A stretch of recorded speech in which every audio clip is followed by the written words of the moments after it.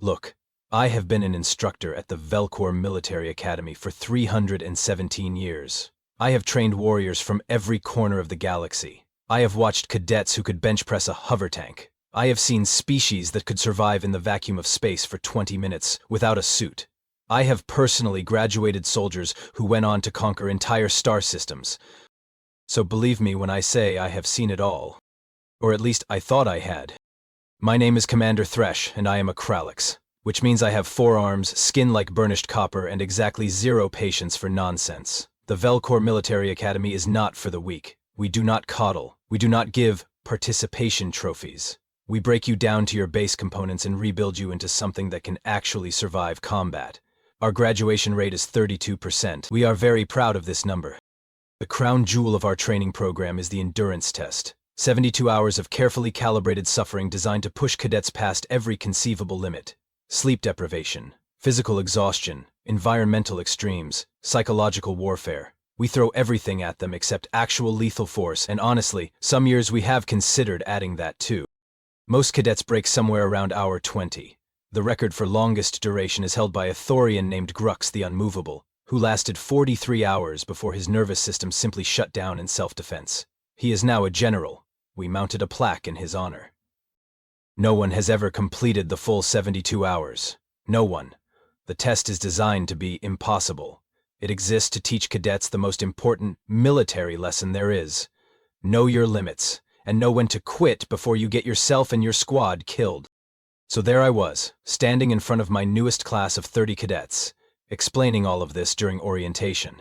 I was doing my usual speech, the one where I tell them that most of them will fail, and that failure here is better than death in the field, and that if they are smart, they will learn the difference between bravery and stupidity.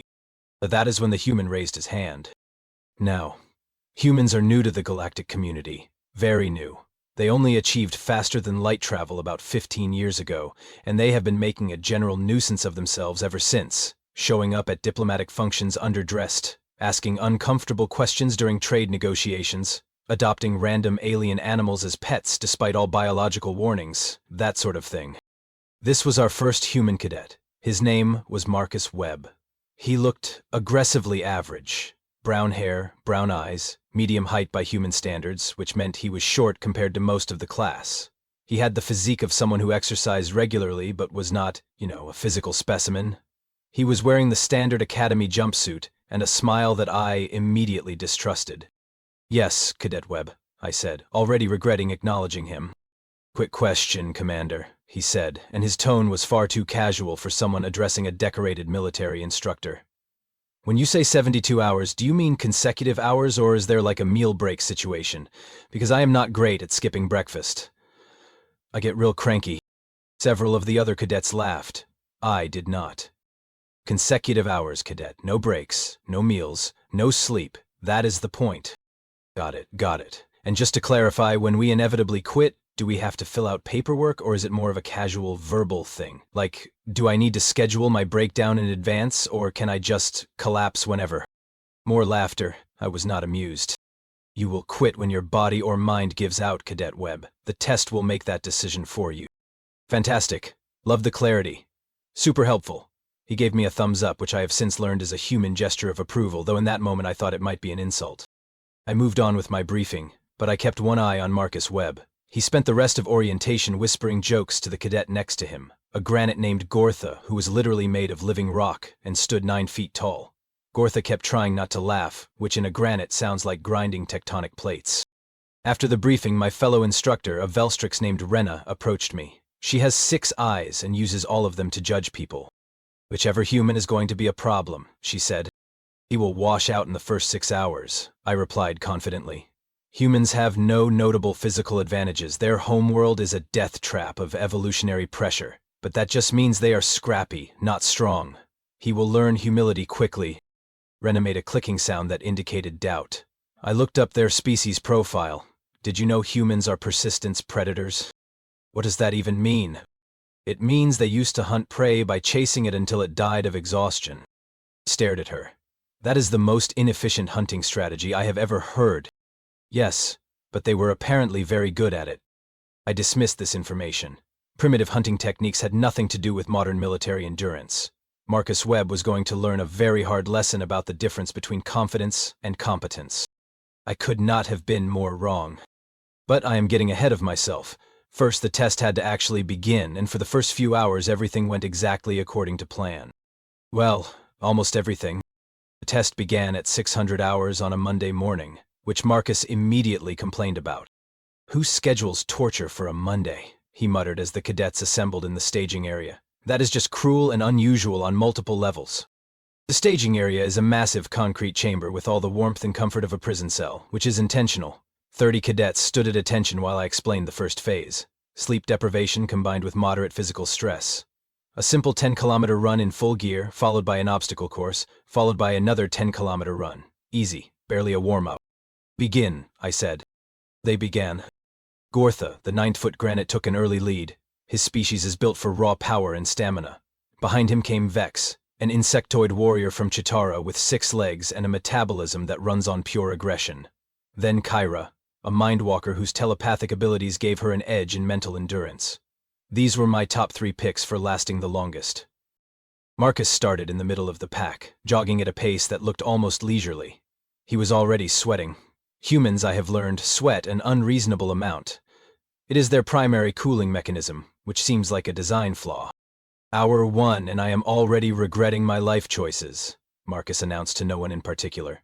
"This is fine. Everything is fine. I am a highly trained military professional, and not at all questioning why I left my comfortable desk job for this." He kept talking. The entire run. A continuous stream of commentary about the weather, too hot, the gear, too heavy, and the philosophical implications of voluntarily choosing suffering, unclear. Several cadets told him to shut up. He did not shut up. By hour 3, the first cadet dropped. A Calvorian named Slicks, whose exoskeleton started cracking under the thermal stress. We moved into Phase 2, environmental extremes. The cadets entered a chamber that cycled between freezing cold and blazing heat every 15 minutes. Marcus, now shirtless because his sweat-soaked uniform was creating a hostile work environment, continued his running commentary. "Okay, so we are in the frozen tundra now. This is great. I love my extremities going numb. Very fun. Oh wait, now we are in a volcano. Cool, cool, cool. My skin is doing this fun thing where it feels like it is shrinking. Anyone else feel that? Just me?" "Good day, Webb. Conserve your energy," I barked over the intercom. "But talking is how I process trauma, Commander. This is basically therapy for me." 2 more cadets dropped at hour 4. The psychological pressure was beginning to work. We had added a low-frequency sound that induced anxiety and mild hallucinations. Most species cannot handle it for more than 2 hours. Marcus started singing, badly. Some human song about never giving up or letting someone down. It was objectively terrible. 3 cadets asked him to stop. He did not stop. "Abject secure?" Marcus asked. Hour 5 brought the zero-gravity obstacle course. This is where we usually lose the physically dominant cadets because raw strength means nothing without gravity to anchor it. Gortha, my predicted champion, struggled immediately. His massive rock body became a liability, tumbling through space without control. Marcus, somehow, adapted. Humans evolved from tree-dwelling primates, which apparently translates to decent spatial awareness. He bounced off walls, used his momentum efficiently, and narrated the entire experience like a sports commentator. And Webb approaches the 3rd obstacle with all the grace of a drunk penguin. He reaches for the handhold. He misses. He crashes into a wall. The crowd goes mild. His ancestors are not proud, but they are not surprised either. And by hour 6, I was standing in the observation deck with Rena and 3 other instructors, all of us staring at the monitors in disbelief. 9 cadets had dropped out. 9. Including Gortha, who had curled into a ball and refused to move, muttering something about how the void was judging him. The remaining 21 cadets were showing serious signs of strain, shaking limbs, unfocused eyes, slowed reaction times, except for Marcus Webb. He looked absolutely terrible. His skin was pale and covered in sweat. His hands were trembling. His eyes were bloodshot. By every measurable standard, he should have been one of the first to quit. But he was still moving, still talking, and worse, he had started making jokes. "You know what the problem with endurance testing is?" he said to Vex, who was currently struggling through a wall-climbing exercise. "There is no snack break. Like, how am I supposed to suffer efficiently on an empty stomach? This is just poor planning." Vexed, using all 6 legs to cling to the wall, made a chittering sound that was either laughter or a death rattle. Hard to tell with chitterins. This is wrong, Rena said, all 6 eyes focused on Marcus. His physiology cannot support this. Humans do not have redundant organs. They do not have enhanced muscle density. They do not have natural painkillers in their system. He should be broken by now. I pulled up Marcus's bio readings. Heart rate elevated but steady. Cortisol levels high, adrenaline spiking periodically. Everything pointed to a body under extreme stress. But he was not stopping. He's running on fumes, I said. He will drop any minute now. Marcus chose that moment to attempt a backflip off a cargo container. He failed, landed on his back, groaned like he was dying, then stood up and kept going. Did I mention I used to do parkour in college? He wheezed. Very poorly, as you just witnessed. My roommate said I had more confidence than skill. He was correct. Kyra, the Mindwalker, made it to hour 6 and then collapsed. Her telepathic abilities meant she could feel everyone's exhaustion, including her own, and the combined weight had crushed her mental shields. As the med team carried her out, Marcus waved. See you on the other side, Kyra. Tell my family I died doing something moderately impressive. I watched him stumble toward the next challenge station, still talking, still somehow moving forward. Rena, I said slowly, pull up everything we have on human endurance capabilities.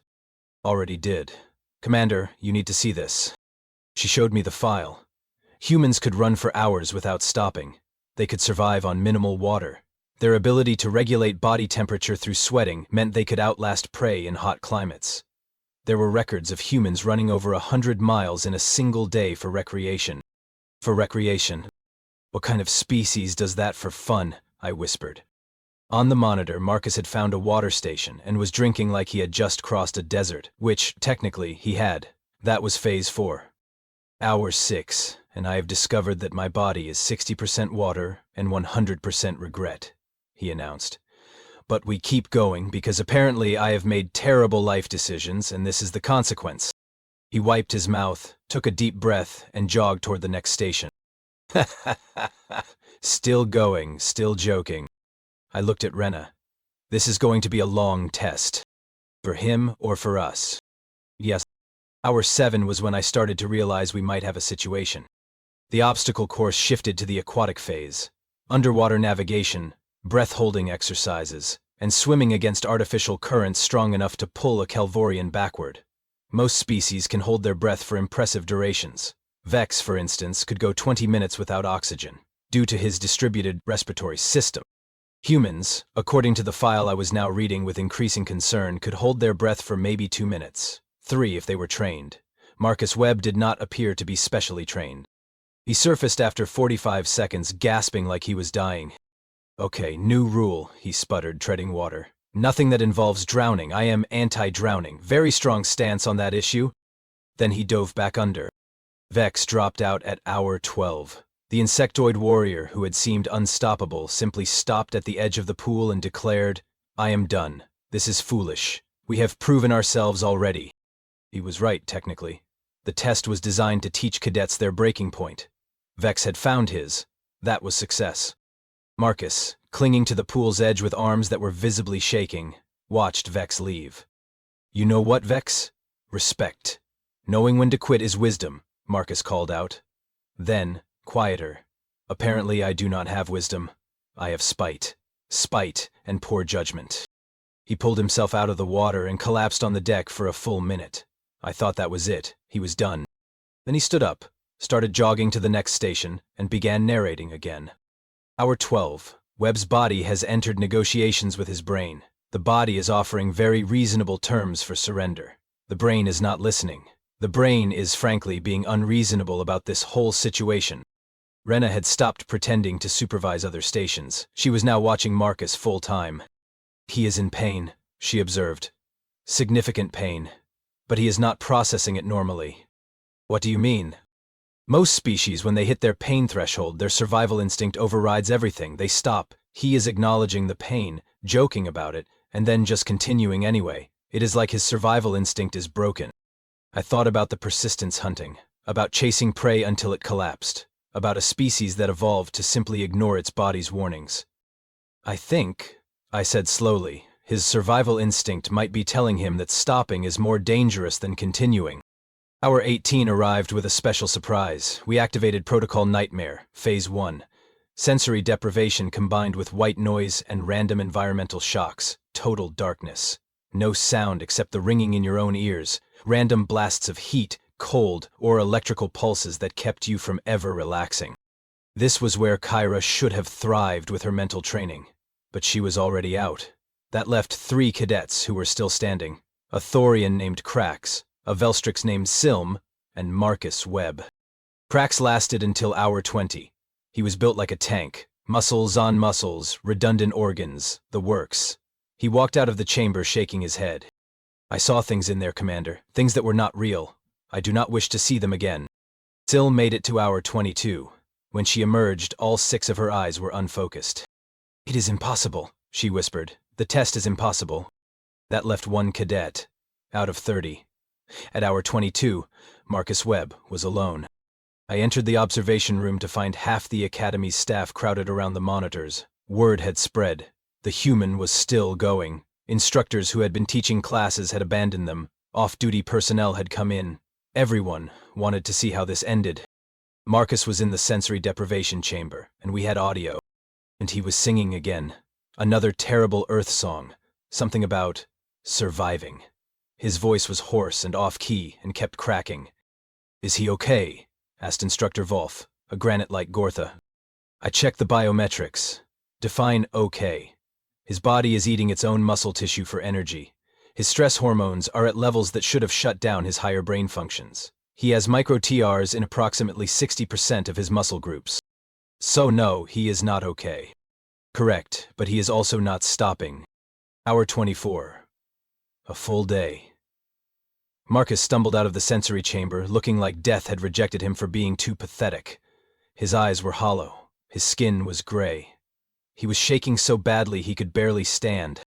The next station was a cognitive test, memory puzzles, pattern recognition, simple math, the kind of thing that becomes impossible when your brain has been without sleep for 24 hours. Marcus sat down at the terminal, stared at the screen for a solid 30 seconds, and then started laughing. Not happy laughter, the kind of laughter that comes from a mind that has run out of other responses. "Okay," he said to the screen. "Okay. You want me to do math? Sure. Why not? Let me just access the part of my brain that does math. Oh wait, that part is currently offline. All personnel have been reassigned to the Keep the Legs Moving department." He got the first 3 questions wrong. Then something seemed to click. He started muttering to himself, walking through the problems out loud, using his fingers to count, making up ridiculous mnemonics. He passed the test. Barely, but he passed. "Atenta's hour 24, I announced over the intercom. "Cadet Webb, you have exceeded all expectations. You may quit with honor." There was a long pause. Marcus looked directly at the camera. "Commander Thresh, with all due respect, and I mean that very sincerely, you are going to have to drag me out of here unconscious, because if I stop now, everything I have done for the last 24 hours means nothing, and I did not suffer through whatever that last chamber was just to give up when you offer me an easy out." He stood up, steadied himself against the wall, took 3 deep breaths. "Plus, I have a reputation to establish. First human at the Academy. I quit now. Everyone remembers me as the guy who only lasted a day. I keep going. I become a legend. And I have always wanted to be a legend. Even a stupid one." Then he started walking toward the next station. Each step looked like it cost him everything. Rena leaned close to me. "What is that human word for someone who refuses to acknowledge reality?" "Stubborn." A lieutenant never used the other one. "Insane?" "That is the one." On the monitor, Marcus had reached a pull-up bar. The exercise required 20 pull-ups. Standard. Easy. He managed 3 before his arms gave out. He hung there for a moment, then dropped. "Okay," he said to himself. "New strategy, do 1 pull-up. Rest. Do another. Rome was not built in a day, and neither will these pull-ups be completed efficiently." It took him 40 minutes to do 20 pull-ups. 1 at a time, with breaks in between where he just lay on the floor questioning his choices. But he did them. All 20. Then he stood up and asked, "What is next?" I looked at the test schedule. We still had 48 hours to go. 48 hours of increasingly brutal challenges designed to break someone who was already broken. And Marcus Webb, who should have been shattered into pieces hours ago, was asking what was next. "Commander," said Rena quietly, "I think we might have underestimated humans." I watched Marcus limp toward the endurance running track, still muttering to himself, still somehow moving. "I think," I replied, "we might have made a terrible mistake letting them into the academy." "Why?" "Because if they are all like this, we are going to have to redesign every test we have." On the monitor, Marcus had started jogging. Well, jogging was generous. It was more of a pained shuffle, but he was moving forward. Always forward. Hour 30 arrived with what I can only describe as a collective sense of dread among the instructors. Marcus Webb should not have been conscious. The medical team had his biometrics displayed on every screen, and the numbers were, frankly, horrifying. His core temperature was fluctuating wildly. His blood sugar was so low it barely registered. His muscle efficiency had dropped to 30% of baseline. And yet, he was jogging on the endurance track, slowly, very slowly, but moving. "This is hour 30, he announced to the empty track. "And I have made a discovery. The human body has layers of energy reserves. First you use the normal energy, then the emergency energy, then the oh no energy. I am currently running on what I can only describe as the spite layer. After this comes the bargaining with deities layer, which I am not looking forward to." Instructor Valth approached me with a datapad. "Commander, we have a situation." "I am aware. The human is still conscious." "No, sir. The situation is that we are getting requests from off-world. News of the test has spread. There are 23 different species representatives asking for live feeds. The Galactic News Network wants an interview. And the human ambassador has sent 3 increasingly concerned messages asking if Marcus Webb is okay." I rubbed my face with 2 of my hands. "Tell them all no. This is a closed training exercise." "Sir, with respect, we have 78 staff members watching right now. The secret is out." On the monitor, Marcus had stopped jogging. For a moment, I thought he was finally done. Then I realized he was stretching. He was doing lunges, like he was warming up for something. "What is he doing?" Rena asked. Marcus finished his stretches and started jogging again, this time doing a little hop-skip every few steps. "I am testing a theory," he called out, apparently aware we were watching. "The theory is that if I make this weird and stupid enough, my brain will be too confused to register pain. Early results are promising. My brain has no idea what is happening right now." Hour 35. I made a decision. I activated Protocol Nightmare, full sequence. Every environmental challenge at once. Extreme cold, extreme heat, zero gravity, high gravity, sensory overload, and cognitive puzzles. We had never used this combination because it was considered inhumane. The last 2 remaining cadets from other species, I'd forgotten there were still 2 others, took one look at the challenge chamber and quit on the spot. "This is where we draw the line," said Cadet Thrun, a Thorian. "We have nothing left to prove." Marcus walked up to the chamber entrance, looked inside. The temperature was cycling between -40 and +60 degrees Celsius every 3 minutes. Gravity was fluctuating. Lights were strobing. It looked like a nightmare had gained physical form. "Well," Marcus said, "this looks absolutely terrible. I am going in." "Cadet Webb," I said over the intercom, "this is Protocol Nightmare. It is designed to be impossible. You will not be dishonored if you stop here." "Commander, I appreciate the concern, I really do. But I have come too far to stop now. Also, my legs are currently locked in forward mode. I do not think they remember how to go backward." He stepped inside. What followed was 2 hours of the most bizarre display of endurance I have ever witnessed. Marcus crawled when he could not walk. He walked when he could not run. When gravity increased to 3 times normal and he could not stand, he dragged himself forward on his stomach. And he kept talking. "Okay, cold cycle, this is fine. I am basically a popsicle now. Human popsicle. New flavor. Desperation and poor choices. Oh wait, now it is hot. Great, now I am a melting popsicle. This is even worse somehow."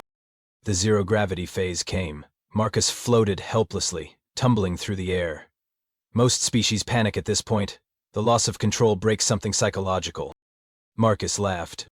"I am a space balloon," he announced, spinning slowly. "This is actually kind of nice. First break I have had in hours. Just floating. Living my best life. Not thinking about my feet, which I am pretty sure have filed for divorce from my body." Hour 41, he emerged from Protocol Nightmare. Collapsed. Lay there for 5 full minutes. Every instructor in the observation room held their breath. Then Marcus moved. Rolled onto his side, pushed himself to his knees, stood up with the speed and grace of an arthritic turtle. "Still here," he whispered. "Still going. Body is filing complaints. Brain has stopped accepting complaints. We are now in a tyranny situation and the brain is the tyrant." That was when Admiral Corvan arrived. Admiral Corvan is the director of the Velcor Military Academy. He is a Velstrix, 8 feet tall, with 6 eyes that see through lies and 150 years of military experience. He does not visit active training exercises. Ever. He walked into the observation room, looked at the monitors and said one word. "Explain." I explained. The human, the 30 hours, the impossible endurance, the complete refusal to acknowledge physical limitations. Corvan watched Marcus stumble toward the next station, which was a climbing wall. Watched him try 3 times to grip the first handhold. Watched him fail. Watched him try again. "How much longer does the test run?" Corvan asked. 31 more hours, sir." "And you think he will last?" I looked at Marcus, who had finally managed to grip the handhold and was now pulling himself up with arms that were shaking so badly it looked like vibration.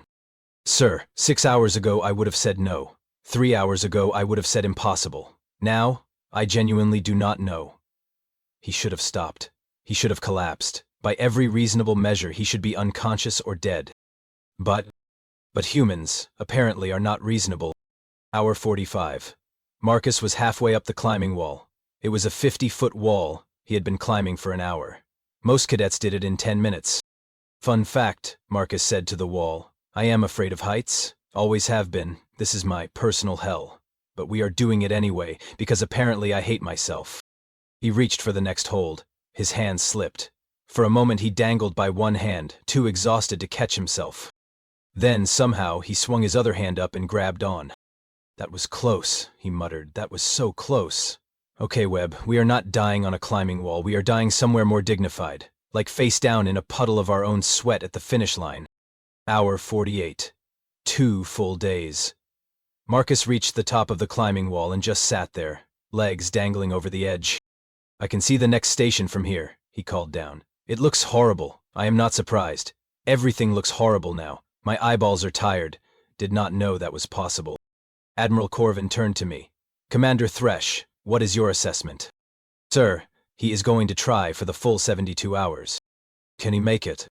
I thought about the persistence hunting, about a species that evolved to just keep going, about Marcus Webb, who had spent 48 hours finding new and creative ways to suffer. "Sir, I think he might, and I think that should terrify us." Corvan nodded slowly. "Agreed. If one human can do this, what can a battalion of them do? What can an army?" On the monitor, Marcus had started climbing down, one careful movement at a time, talking to himself the entire way. "Okay, feet, work with me here. We are a team. We have been through so much together. Do not fail me now. That is it. One foot. Other foot. We are basically experts at this. We have been doing this since we were 1 year old." He reached the bottom, stumbled, caught himself, and looked directly at the camera. Hour 48. 24 to go. "I would like to formally request that whoever designed this test seek therapy, but also respect. This is objectively a masterpiece of creative cruelty." Then he walked toward the next station. Still going. Still joking. Still absolutely refusing to quit. Hour 49 was when I realized we had a fundamental problem with the test itself. We had never planned for this. The endurance test was designed with a 48-hour maximum operational window. After that, we assumed everyone would be out. The final 24 hours existed purely on paper, a theoretical extension that no one had ever needed to activate. Marcus Webb had just entered uncharted territory. "Sir," said Rena, looking at her datapad with all 6 eyes wide, "we do not have protocols for hours 49 through 72. The stations are not prepared. We were supposed to recycle back to earlier challenges." I stared at her. "You are telling me we designed an impossible test that someone might actually complete, and we did not plan for success?" "In our defense, sir, this was statistically impossible." On the monitor, Marcus had reached the next station and found it empty. He looked around, confused. "Hello? Is this part of the test? Psychological warfare through abandonment? Because if so, it is working. I feel very abandoned right now." I activated the intercom. "Cadet Webb, there is a delay in the next challenge. Please stand by." "Oh, thank God," Marcus said, and immediately sat down on the floor. I am going to interpret standby as permission to not move for a moment. This is the best order I have received in 2 days. In the observation room, chaos erupted. Instructors were arguing about what to do. Some wanted to end the test. Others wanted to improvise new challenges. Admiral Corvan stood silently, watching Marcus sit on the floor with his head between his knees. "He's in the zone," said Instructor Vol quietly. "What zone?" I asked. "The zone. Athletes talk about it. A state where pain becomes background noise, where the body operates on autopilot, where consciousness becomes separated from suffering." Volth gestured at Marcus. "Look at him. He is not fully present anymore. He is somewhere else." He was right. Marcus's eyes were open but unfocused. He was swaying slightly, like a tree in wind. His lips were moving but no sound came out. I made a command decision. Activate the long-distance run protocol. 20 kilometers. Flat terrain. Simple. "Sir, he can barely walk." "Exactly. It will end this." We opened the track. Marcus looked up when the gate lifted, showing a long, straight path stretching into the distance. The finish line was marked at 20 kilometers. He stood up, looked at the path, laughed that same empty laugh from hour 24. "A run. Of course, why not? Let us run. I love running. Running is my favorite thing," said no one ever who was being honest. He started moving. I cannot call it running. It was not even jogging. It was a shuffle, a zombie-like movement that covered maybe 3 miles per hour. But he was moving. Hour 50. The observation room had gone silent. No one was making jokes anymore. No one was taking bets. We were all watching this human drag himself forward through sheer force of will. "I have a confession," Marcus said to the empty track. His voice was hoarse, barely above a whisper. "I hated running in school. Dead last in every race. The coach said I had no natural talent. He was right. But you know what I did have? Stubbornness. Stupid, irrational stubbornness. And that, apparently, counts for something." His feet were bleeding. The medical readouts showed stress fractures in both legs. Minor ones, but they were there. His body was literally breaking down. He kept walking. "Did you know," he continued, talking to keep himself conscious, "that humans used to run for days to deliver messages? Before phones and internet and all that, there was this guy in ancient Greece. Ran like 150 miles to ask for military help, then ran back, then ran to a battle, then died. I think about that guy sometimes. Wonder if he knew he would be remembered. Wonder if it was worth it." He paused, bent over, looked like he might vomit. Did not vomit. Straightened up. Probably not worth it. But he did it anyway. That is the human thing, I think. We do stuff that is not worth it. We do it because someone said we could not. We do it because it is there. We do it because we are too dumb to know better. Hour 51. 5 kilometers left. Marcus was crying now. Not sobbing, just tears running down his face. His body's last attempt at expressing distress. "I am so tired," he whispered. "I am so tired. Everything hurts. My bones hurt. My hair hurts. I did not know hair could hurt, but here we are, learning new things." Admiral Corvan leaned close to me. "Why is he not stopping?" "I do not know, sir.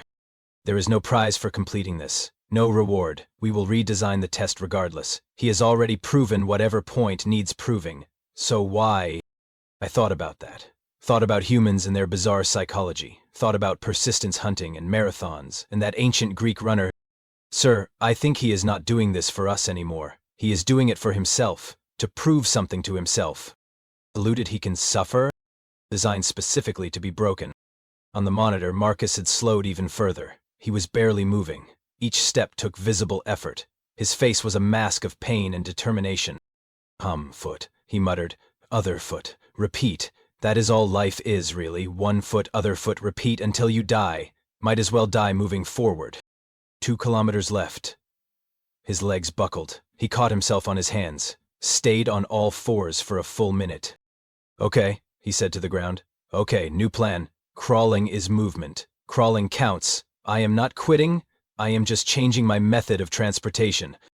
"Sir, we need to stop this," Rena said urgently. "This has gone beyond training. This is harm." Admiral Corvan held up a hand. "Not yet." Marcus started crawling, actually crawling, on his hands and knees, down the track toward the finish line. It was the most pathetic and most magnificent thing I had ever seen. Hour 52. 1 kilometer left. Marcus had been crawling for 30 minutes. His hands were leaving bloody prints on the track. That was when I made my decision. "I am going in," I announced. "Sir?" Rena looked shocked. "Someone needs to end this, and it needs to be me. I am the head instructor. This is my responsibility." I left the observation room, took the elevator down to the test floor, and walked onto the track. Marcus did not notice me at first. He was too focused on moving forward. Crawl, pause, breathe, crawl again. I walked up beside him. "Cadet Webb?" He looked up. His eyes were bloodshot, unfocused. It took him a moment to recognize me. "Commander," he rasped, "come to watch me crawl? It is not my best work, but it is what I have got. I came to ask you a question." I love questions. Questions are great. I probably cannot answer it, but ask anyway. I knelt down so we were at eye level. This human, who had defied every expectation, who had broken my understanding of what was possible, who was currently bleeding, on my track. "Why will you not quit?" I ask. "You have proven yourself 100 times over. Everyone watching knows you are extraordinary. You have nothing left to prove to us, so why are you still going?" Marcus was quiet for a long moment. When he spoke, his voice was barely audible. "Because if I quit now, it means my body won. It means the pain won. It means everyone who ever said I could not, who said I was not good enough, who said humans do not belong here, they all win." He coughed, winced. "You can end the test, Commander. You have that power. But I will not quit it. I will crawl to that finish line. Or I will die trying. Because that is what I chose. And that choice is the only thing I have left." I looked at this broken, bleeding, impossibly stubborn human. And I understood. It was not about the test. It had never been about the test. It was about refusing to let the universe tell him no. It was about that primitive, irrational human drive to push past every limit and then push some more. It was terrifying. It was inspiring. It was so incredibly dangerously human. I stood up and made the announcement that would change everything. "Cadet Webb, the test is over. You have completed the Velcor Military Academy endurance test at 52 hours. Not because you quit, not because you failed, but because you broke the test itself." Marcus stopped crawling, looked up at me with confusion. I did not make it to 72. No cadet has ever made it past 43 hours. You went 9 hours beyond that. The test is designed to find your breaking point. You do not have one. Or if you do, it exists somewhere beyond our ability to measure. The test has failed, cadet. Not you. I could see him processing this, his exhausted brain trying to understand. "So I can stop?" "You can stop." "You are ordering me to stop?" "I am ordering you to stop." Marcus Webb, who had crawled through blood and pain and exhaustion for 52 hours, who had defied every biological limitation, who had proven that humans were absolutely insane, nodded once. "Okay then," he whispered, and collapsed. The medical team reached him in seconds. I watched them load him onto a stretcher, monitoring his vitals, already prepping treatments. He was unconscious before they got him to the door.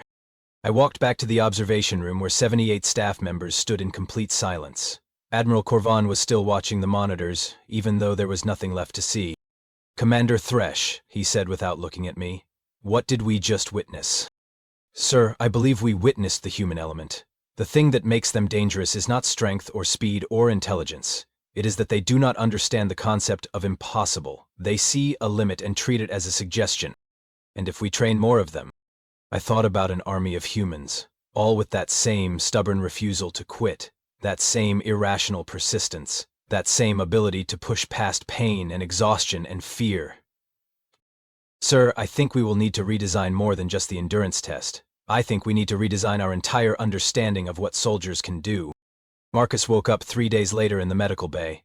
I was there when his eyes opened. He looked around, confused, then saw me. "Did I die?" he asked. "No, cadet, you survived."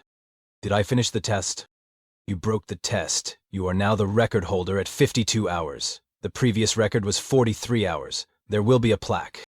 Marcus was quiet for a moment. Then he started laughing. Weak, exhausted laughter that made the medical monitors beep in alarm. "I broke the test. That is so much better than finishing it. That is going to be an amazing story." It already is. You are famous, Cadet Webb. Across the entire academy, possibly across the entire galactic military network. The human who would not quit. Great, no pressure for the rest of my training. I allowed myself a small smile. You have earned a 2-week recovery period. After that, you return to standard training. Standard training sounds wonderful. Does it involve less crawling through my own blood? Significantly less. Sold. I am very much in favor of that. 3 months later, we graduated our class. Marcus Webb finished ranked 17th out of the 21 cadets who completed the program. He was not the strongest, not the fastest, not the smartest. But every single cadet knew his name. Every instructor knew his name. And when they redesigned the endurance test with new human-proof protocols, they added a disclaimer. This test is designed to be difficult but completable, unlike the previous version, which one human decided to treat as a personal challenge and subsequently broke through sheer spite and poor decision-making. At the graduation ceremony, Admiral Corvan gave a speech about the nature of courage and endurance. He did not mention Marcus by name. He did not have to. Everyone knew who he was talking about. After the ceremony, Marcus approached me. He was fully healed now, back to his normal, energetic self. Commander Thresh, I wanted to thank you. For what, Cadet? For ending the test. If you had not ordered me to stop, I probably would have kept going until something vital failed. So thanks for saving my life. You could have stopped at any point, Cadet Webb. Could I, though? I mean, realistically? He grinned. I am human, Commander. We are not great at stopping. It is kind of our whole thing. I watched him walk away to join his fellow graduates. This human who had taught me that some species do not have limits. They have suggestions that they choose to ignore. And that is when I understood why humans would be terrifying on a battlefield. Not because they were stronger or faster or smarter than other species, but because when every other species reached their breaking point and made the rational decision to retreat, to surrender, to survive, humans would just keep going. They would take one more step, crawl one more meter, fight one more second. Not because they could not feel pain, or fear, or exhaustion, but because they simply refused to let it matter. The galaxy was not ready for humanity. I understood that now. We had been measuring them by our standards, our limitations, our understanding of what was possible. We had been wrong. Humans did not care about possible. They only cared about forward. And that made them the most dangerous thing in the galaxy. Or the most valuable. I still had not decided which. Maybe both.